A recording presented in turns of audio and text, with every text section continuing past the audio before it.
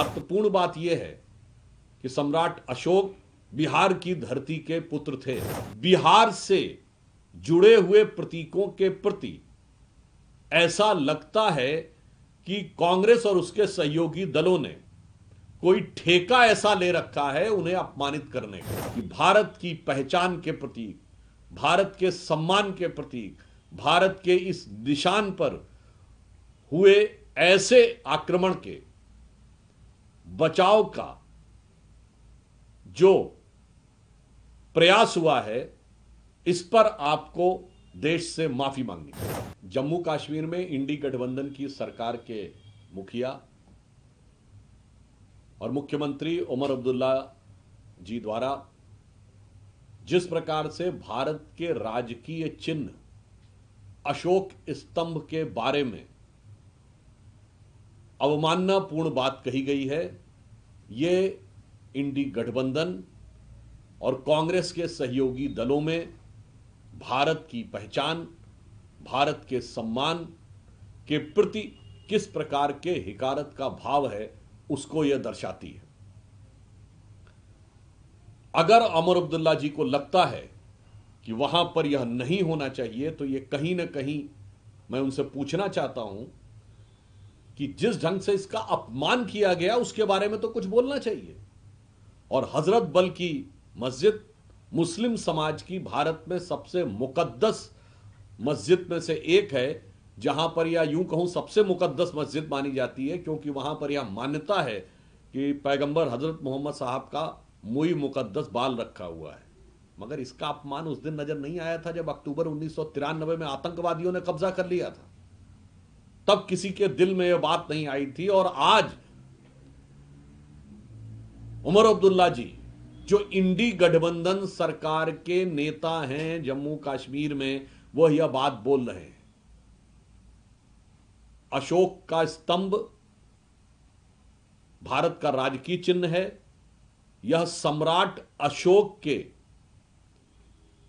राज्य की प्रेरणा के प्रतीक के रूप में संविधान निर्माताओं ने इसे स्वीकार किया था। संपूर्ण भारत की पहचान का यह प्रतीक है, जो भारत के हर शासनादेश से लेके भारत की संसद तक दिखाई पड़ता है। और महत्वपूर्ण बात यह है कि सम्राट अशोक बिहार की धरती के पुत्र थे। मुझे समझ में नहीं आ रहा है कि केरल से लेके कश्मीर तक बिहार से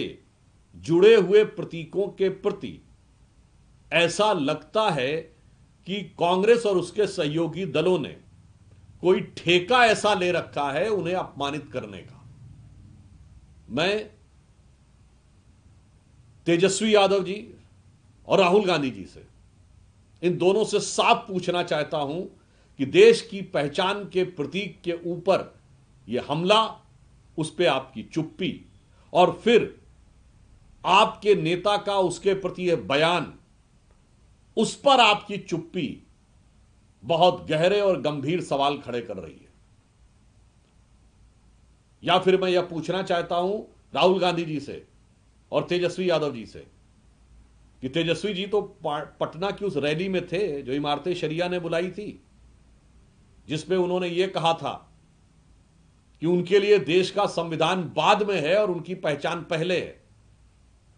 तो मैं इमारत शरिया के झंडा बरदार इन दो बिगड़े दिल शहजादों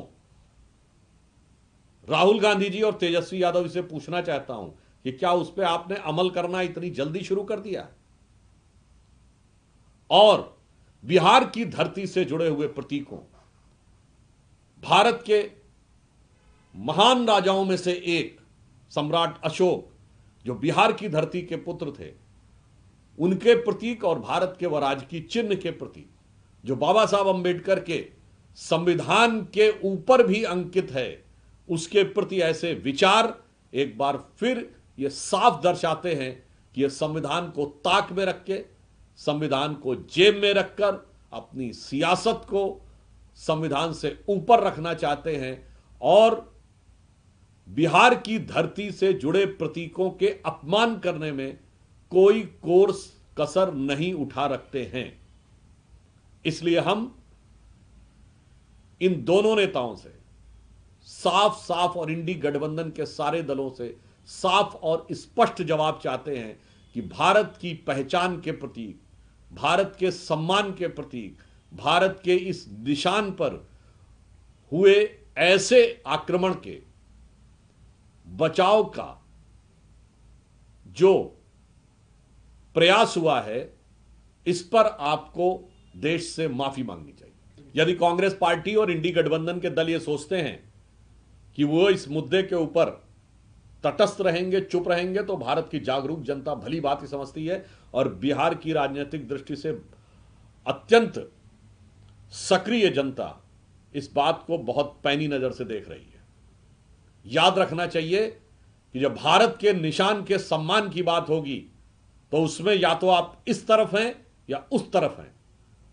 तटस्थ होने की कोई संभावना नहीं है।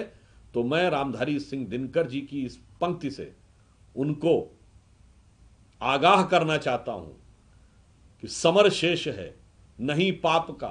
भागी केवल व्याध, जो तटस्थ हैं समय लिखेगा उनका भी अपराध।